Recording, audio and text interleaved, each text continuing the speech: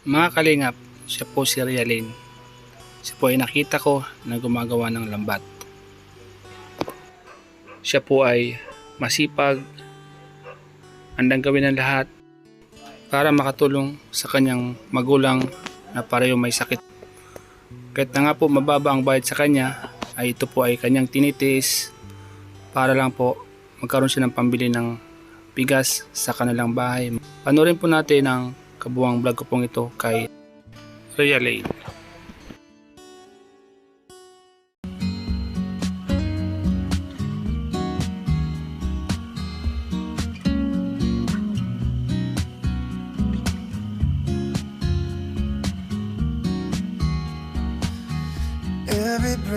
Kalinga, mapagpala nga po sa inyo lahat. Welcome po sa aking channel, Starax TV. Samahan niyo po ako mga kalingap, ating puntahan ang isa sa mga kababayan po natin na ito po ay humingi po ng tulong sa atin. So ating pong puntahan at bisitahin mga kalingap. Tanungin po natin kung ano po yung tulong na pwede nating ibigay sa kanya mga kalingap. So siya po ay isa sa mga kababayan po natin na nakatira dito sa, malapit po ito sa, medyo bundok na po mga kalingap, pero tabi din po ng dagat. Siya po ay lumapit sa atin para humingi ng tulong. Stayin po natin mga kalingap. Hello. Magandang hapon. Kumusta? Okay lang naman po. Gumagawa ka din pala ng lambat? Opo. Ano po, ito po ang pinagkukunan po ng pang-araw-araw po. Nakikitahian lang po ng lambat. Ano yan, sarili niyo? Hindi po, nakikianuhan lang po ako. Pinapatahi po sa akin, tapos pag isang 100 po ang isang ganito po. Pares lang din nung Opo. kay Kambal. So, buti sanay po kayong gumawa ng mga lambat. Oo Ano? naman po. Ano po, tinuruan po ako nito ng papa ko. Kaso po, ngayon po kasi yung papa ko. Sabi po nung doktor, natubigan daw po yung baga. Kaya po, nasaan dun po sa lugar ng lolo ko po. Dun po nag-extra kahit papaano naman po. Yung papa mo. Opo, nandun po. Kasi po hindi naman po siya nakakalaot ng straight, nakikisakay kasi po may sakit po, nahihingal po siya, nangihingal. Ilang taong ka na pala? Ay 20 po, magpi-21 po. Saan yung nanay mo? Nandun din po sa lolo ko po. Bakit sila nandun? Doon po kasi si Papa nakiki-extra po sa paglaot, nakikisakay po siya. Butas-butas na mga tong tambayan mo. Opo, po dito po kasi dati ni-istakan namin ng mga po, yan pong Gamba. Dati po kasi meron po kaming bangka kasi nabenta po yung gawa nun. Si mama po, yung mama ko po na-operahan po 2 beses. Oh, Sa Mayuma po, tsaka sa appendix. appendix. Opo. Tapos, nag-aaral po ako noon ng college, nakapag first year po ako sa Mabini. Kaso po nung exam na po, hindi po ako nakapag-exam, gawa po ng wala po akong pambabayad ng tuition. Kasi po, kailangan po lipid bago po ako makakapag-exam. Yung papa ko po, nagkasakit po siya, nasabay po. Yung papa ko po, pina-check upan namin sa ospital, ang sabi daw po natubigan yung baga. Kaya po, yun po, tumigil na lang po ako. Kaya po nandito ako sa at ayoko naman pong pati ako po pa dun sa kanila at hirap din na po. Kaya ako nagdi-discarte na lang po. Sa pang-araw-araw ko po, ganito, nagtatahi po ng lamba. Pag walang-wala po talaga, sa lula ko muna. May kasalula mo. Opo, humihingi po ako sa lula ko pag walang-wala talaga. At minsan po, kasi kapag hindi naman po ito natapos, hindi pa naman po mabibigyan ng pambayad. Yan. Kaya po, minsan natatapos ko po ito, minsan kadalawang araw. Ganun. Hirap din pala, ano? Opo. Ano nga pala yung may tutulong ko sa inyo, sa iyo? Kahit na lang po yung kahit maliit lang po yung sa pang-araw-araw lang po, mga ganun po. Ganun po. Yun po. Tapos, yung papa ko nga po, din po kasi wala po yung Magaling ka ba gumawa din? Ano? Opo. Galing ka din gumawa, oh. Tinuruan lang po ako nito ng papa ko po. Kalingap. Kayo yung dapat tularan ng mga kabataan. Kasi instead na magbulakbol kayo, ganun ang ginagawa niyo. Ang hirap gumawa ng lambat. Opo, kapag hindi ka po nito sanay, minsan po, pag nagdulas po sa magiging malaki po yung Tapos po, bilang din dapat po yung paggawa. Paano ka natuto niyan? Ano po, tinuruan lang po ako ng papa ko. Tinuruan ka din. Opo. Yun na yung namana mo sa kanya, ano? Ilang oras mo itong ginawa? Sinimulan ko po to kanina mga 10 po. Tapos patigil-tigil din po ako at kanina po kasi pinaasikaso sa akin nila yung baboy niya po. At nag-alis po si Luna, naglinis pa ako ng baboy nila. Tapos yung pinsan ko po iniwan sa akin, nag-asikaso po ako. Kaya dinigilan ko po ang paggawa, ngayon na naman lang. Maliban sa paggagawa ng labat, ano pa yung ibang ginagawa mo? Ano po, minsan po nakikilabahan po. Labandera. Opo. Yan. Grabe ano, hirap ng buhay ano. Opo. Ang mama ko po kasi na-operahan po. Naoperahan.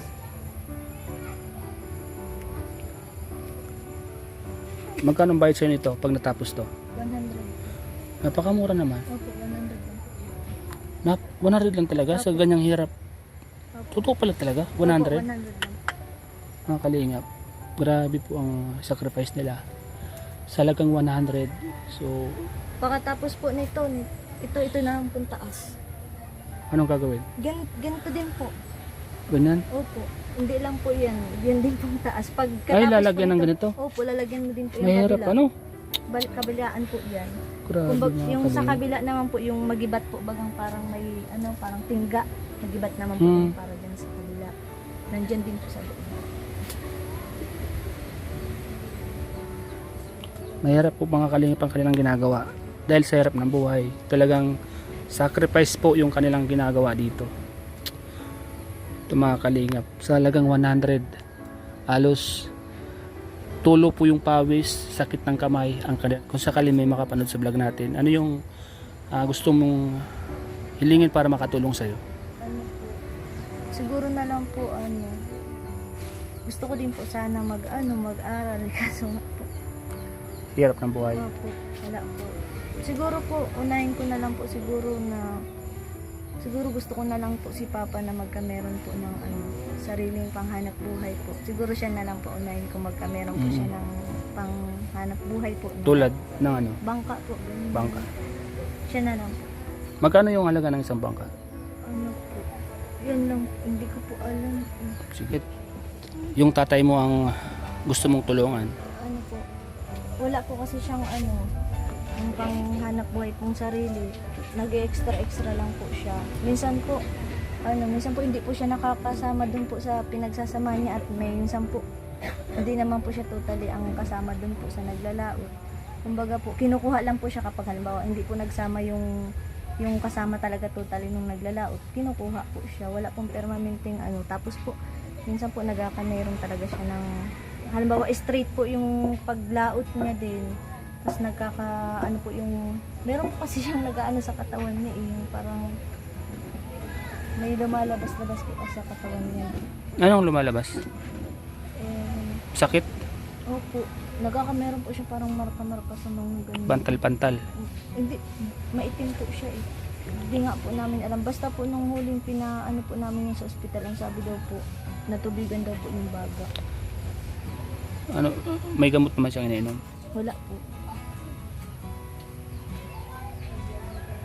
Tapos, ganito po. Minsan po, napunta po ako doon, gawa po ng yung mama ka naman po. Pag umuwi po ako doon, ako maglalaba po kasi po, si mama po, hindi naman siya nakakapagbuhat po baga ng magigibat, mga ganyan. Ako din po ang nag-aasikaso doon, kaya nauwi po ako doon.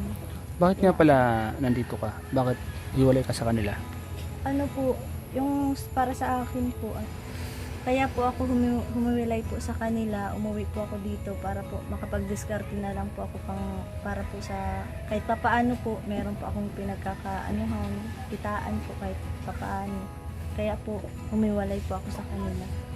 Tulad po nitong pagtatahi ko po ng lambat, kahit kunting halaga lang po para ginagawa ko po para makatulong po sa kanila kahit papaano po. Sa edad mong 20 years old, magto-20 ka na, di ba?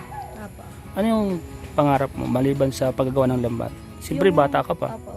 Yung pangarap ko po talaga noon mag-aral po, nakapasok po ako ng course ko po talaga dati criminology. Kaso po, sa hirap po talaga ng tumigil po ako noon. Tapos nagkataon po nung pandemic, nagkataon po na nag-aaral ako ng pandemic po. Kaya po yun. Talaga pong gusto ko talaga sana makapagtapos ng pag-aaral nun. Talagang noon pa po ang gusto ko talaga criminology. Kaso wala, di po ako nakapag-exam, gawa po ng kailangan po.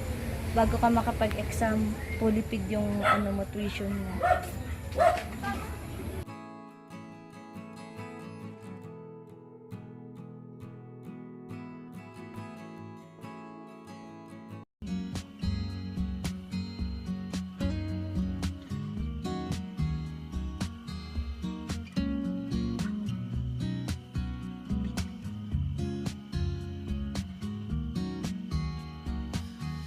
Every breath you take and every move you make, every bond you Mga kalingap, sa mga makakapanood po ng vlog po namin ito, sa may mga ginintong puso po na gustong tumulong, matulungan po na siya po ay masipag gumawa ng lambat. Iba-iba din po yung kanyang ginagawa, mga kalingap. Bukod sa paggawa ng lambat ay minsan ay naglalaba din po siya. Dahil sa kahirap ng buhay, mga kalingap, pinapasok niya lahat ng pwedeng pagkakitaan. So, kung isipin niyo, mga kalingap, is hindi ordinaryong mga kabataan ang gumagawa nito. Mahirap po gumawa ng lambat. Opo, mahirap din po. Pero kapag sanay ka na po, medyo masakit lang po sa kamay. Kailangan po kapag tumatay ka ng ganito, dapat hindi nababasa po yung kamay mo kasi po namamaga. Namamaga, ano? Opo. Kailangan huwag ka munang magbabasa. Ang bilis mo ba ang gumawa, ano? Magsanayan din po. Sa una po, medyo paano-ano po. Pero pag sanay ka na po talaga, ang bilis naman. Ako sa diet po para dilig ng sprouted. 200 a day. Nagtrabaho ka dun sa diet? Taga-dilig lang po ng sprouted. Tapos, yun po, ang dami taga-dilig po ng sprouted. Kasi umuwi nga po ako, gawa po ng sila mama po. Hindi po talaga kaya mag-asikaso ni mama, gawa po ng yung tiyan niya po kapag naano po, nasakit talaga. Sakit. 2 beses na po kasi siya na-operahan. Bahay po namin. Butas-butas na ba itong kwan mo, tambayan mo dito? Ito nga po yung si Amang sira-sira na po yan. Sira-sira na, no? Si Amang sira-sira. Mga kalingap. So, silang, may mga nagpabot po ng tulong at nakita po itong vlog natin. Papabot ko po sa inyo, ha? Maraming salamat. At hirap din pala ng kalagayan mo, ano? Hirap paggawa ng lambat.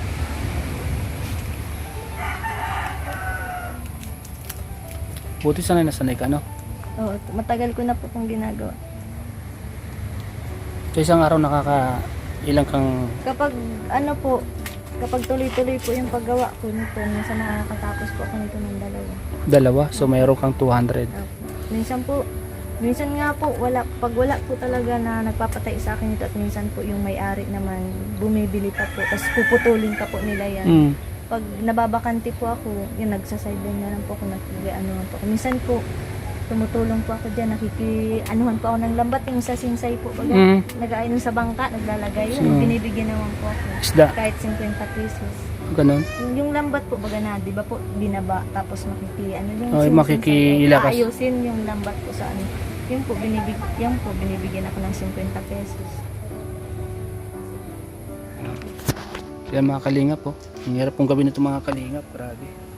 Di mo alam kung saan susuksok yung... Hirap bagano kung hindi ka talaga marunong nito, no? Mga kalingap. Pagawa ng lambat. Ang hanap buhay ni Realine. Grabe, mga kalingap. Minsan ba nagkakamali ka?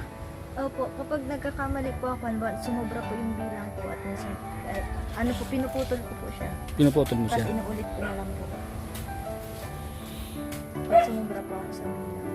At minsan po, tuloy-tuloy po ako nagkakamali po ako sa bilang.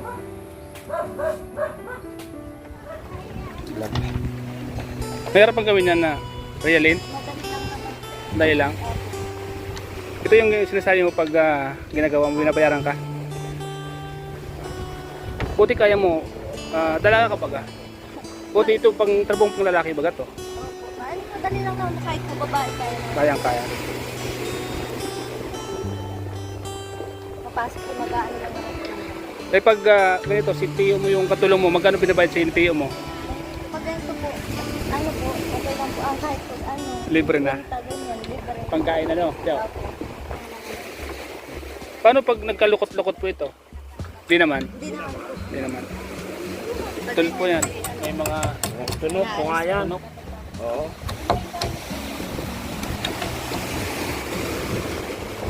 Palihinga po. Ano yan? So, bakit nagkaganyan? Nakukuha ito sa laon. Nasupot ano? Oo. Matinik. Kaya yung mahirap. Mahirap ito tanggalin pang hindi mo maalis yung tinik. Yung mga kalingap si Realine. Ito po ang ginagawa niya. Hirap mga kalingap ang ginagawa ni Realine. No?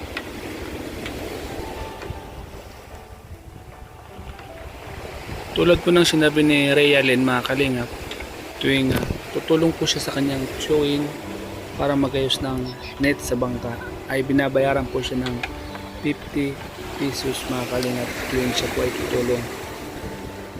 Pinagtitsaga niya po mga kalingap para kahit paano ay meron siyang pambiling bigas para meron po silang maisaing.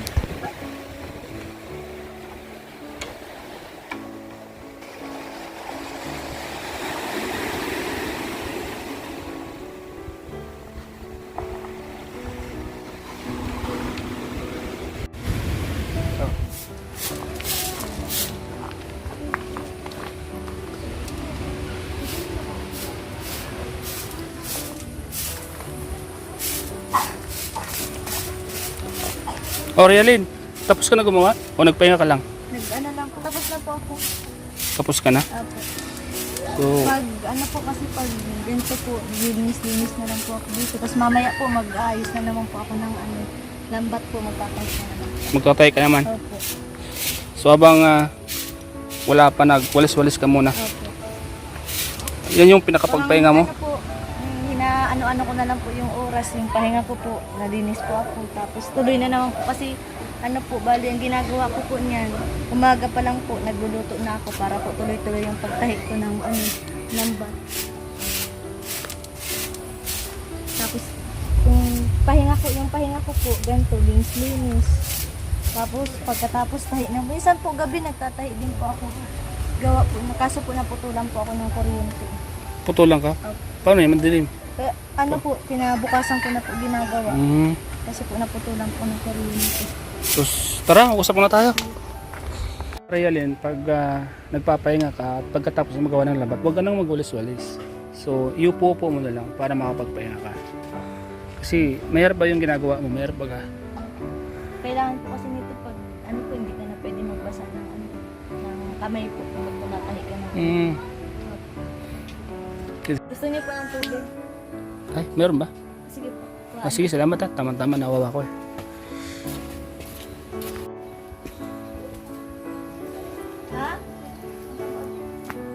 Ha? Dito pala ang bahay niya. Di ba tumutulo dyan? Kaya tumutulo? Tumutulo na. Yun, salamat ha. Sakto, nawawaw na ako. Yan.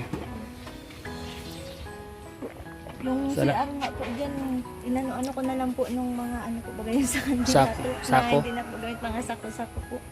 Dinikit-dikitan ko na lang po yun sa CR at sira-sira na po. Tapos po yung ano po namin dyan, yung sa kabila po, yung dingding po. Butas-butas na din po. Ayan mo, baka may mga tumulong sa atin. Baka itong vlog na natin ito may makapanood at matulungan kayo ha. Para naman itong kubo mo ay mabubungan. Oh. Hirap din ang buhay nyo, no? Kung hindi ka Ano po dito, mas lalo po kapag bumabagyo po, yung likod ng bahay po namin, inaabot na po yan ng alon. Tapos po, harap, ano po yan, likod harap po. Tapos itong harap naman po na ano nang, pag bumabaha po, yan, yung, kita mo po yung mga butas na yan, dinadaanan po siya ng tubig. Malaki. Pati po yung mga ano namin, dala po yan, nakakadating po dito yung baha. Baling-baling nga po yan. Sa likod alon, tapos dito naman, ano, sa baha. Bumili ka sa mga kayo pagkuhan. Oh, Pag malakas na talaga, lumilikas na kayo. Opo. Kasi po yun nga po nagiba, yan gawa po yan ng uyan. Sa kabila na ano ng talisay, yung puno ng talisay, mga kahoy po dito sa ano. Sige, Realin, pag may mga tumulong, ipapabot ko sa inyo. Ayun po mga kalingap, si Realin po. Isa po sa mga kababayan po natin na lumapit po sa atin para humingi ng tulong. So, sige, may abot ako sa iyo kahit paano makatulong ito sa inyo. Kahit nasa pambigas-bigas at pang-ulam. Ayan mo, pag may mga tumulong, papabot ko sa inyo. Kasi alam ko yung mga kababayan po natin sa ibang bansa, pag napanood naman yung sitwasyon ng buhay nyo at pag may mga nabag sa kalagayan nyo, tumutulong naman po sila. May gusto ko bang sabihin sa mga viewers? Sa mga nakakapanood po ng vlog ko, sa mga gusto pong tumulong sa akin, maraming salamat. Laking bagay na po yun sa akin, malaking tulong po yun sa magulang ko kasi po may sakit po yung mga magulang ko. Ako po kasi dito sa pagtahi po ng lambat, ano po sapat lang po sa pagkain namin, sa pang-araw-araw po, kaya po hindi ko din po matulungan yung magulang ko. Po, di ba po ako tapos nitong ginagawa kong lambat, kaya po ngayong araw po wala po akong kita, matatapos po ito baka po bukas po ako magkakakita po dito. So, Realin. So, ibig sabihin bukas ka pa magkakatira. So, sige, abang naghihintay ka para bukas, bigyan mo na kita ng pambili mo ng bigas sa kaulam, ano? Para kahit paano makatulong ako sa iyo. Para bukas, yung pambayad sa dito, so may tatabi mo na, no? So, bibigyan kita ng pera para kahit paano makatulong ako sa inyo. Ayan mo, pag may mga tumulong, papabot ko sa iyo. Maraming salamat. At pagpasensyahan mo rin yan. Ayan mo, pag may mga tumulong. Maraming salamat. Malaking tulong na din po ito para sa akin po, tapos mabigyan ko sila mama po dito. Ayan mo yung sa pang-araw-araw mo. Sige, pag pupunta ako dito, dadalawan na rin kita. Para kahit paano makatulong ako sa iyo, ha? So, masaya ka ba? Opo. Na nakapasala ko sa iyo? Maraming salamat po sa Team Kalinga po, kay Kuya Bal Santos po, tsaka po kay Kuya Rab. Maraming salamat po. Yun. So yan mga kalingap, salamat po sa inyo, sa panood nyo po sa vlog ko pong ito, kay Realin. Sa lahat po na nakapanood po ng vlog kong ito, sana po ay matulungan din po natin si Realin. Siya po ay nagsisikap din. Isa sa mga kababayan po natin nagsisikap sa paggawa po ng lambat. Minsan po labandera po siya. Sa hirap po ng buhay, wala po siyang inurong trabaho basta marangal. Kanya pong ginagawa. Kaya sa mga nakakapanood po mga kalingap, sa vlog ko pong ito sa kanya, at sa may mga ginituang puso na gustong tumulong po sa kanya at sa kanyang pamilya, pwede po kayong mag-comment sa aking Facebook page or dito po sa aking YouTube channel. Kung ano man po yung ipapabot yung tulong, aking pong ipaparating kay Realin. Salamat po mga kalingap, and God bless po. Maraming salamat sa inyong panonood. Maraming salamat po mga kalingap sa lahat ng nanonood sa vlog ko pong ito. And shoutout po mga kalingap sa mga mabubuting nagsishare po ng blessing sa aking channel. Maraming salamat po kay Mami Lydia ng Edreca Raval Supporters, Tita Alicia Araki, Ma'am Lily Joyo, Ma'am Jolie, Master Worm, Ate Anak Romix Vlog, Yams OFW, at sa lahat po na nag-share ng blessing po. Maraming salamat po sa inyo lahat. Tita Dorly Gasco po, maraming salamat. Si Lord na po ang balang magbalik sa inyo ng Siksik Liglig. Salamat po kay Kuya Bal Santos Matubang, Ate Edna Vlogs, Kalinga Prab, at sa buong team Kalinga po. Maraming salamat po, and God bless you. Salamat po, and bye-bye po mga Kalinga.